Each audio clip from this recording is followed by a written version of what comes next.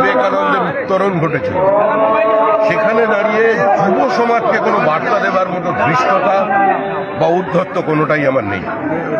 আমরা বিবেকানন্দের ভারতবর্ষে আজকে শুধু একটাই প্রার্থনা নিয়ে এসেছি, যে স্বামী বিবেকানন্দ পরাধীন ভারতবর্ষে একটা অর্ধমৃত জাতিকে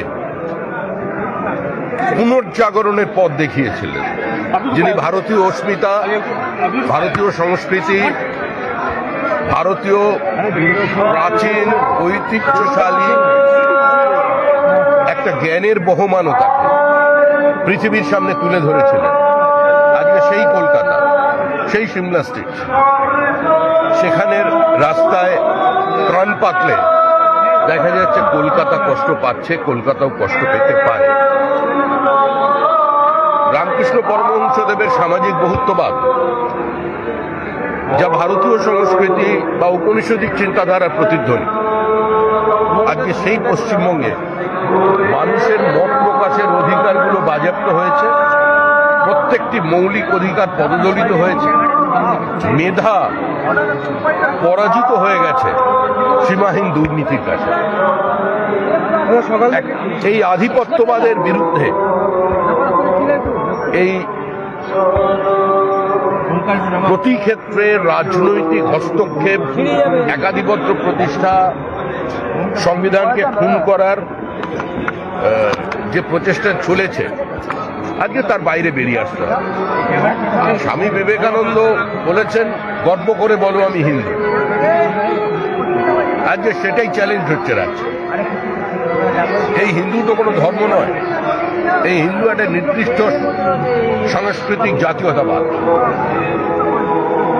আজকে বন্দে মাতরমের শ্রাদ্ধ শতবর্ষ পালিত হচ্ছে সারা দেশে, তার সঙ্গে সারা দেশে তার সঙ্গে বিবেকানন্দের জন্মদিন। আমরা বন্দে মাতরমকে এই কলকাতার মাটিতেই খণ্ডিত করে দিয়েছিলাম। সেদিন যদি বিবেকানন্দের পথে ঋষি অরবিন্দের কথা এবং বঙ্কিমচন্দ্রের কথা একবারও আমরা মনে রাখতাম, তাহলে আমাদের দেশটা হয়তো ভাগ হতো না।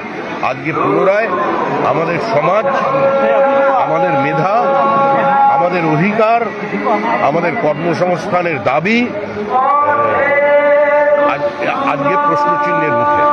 আজকে সেখানে দাঁড়িয়ে আজকে এই দুর্নীতি, ভ্রষ্টাচার এবং লুটেরাদের বিরুদ্ধে যুব সমাজকে সংগঠিত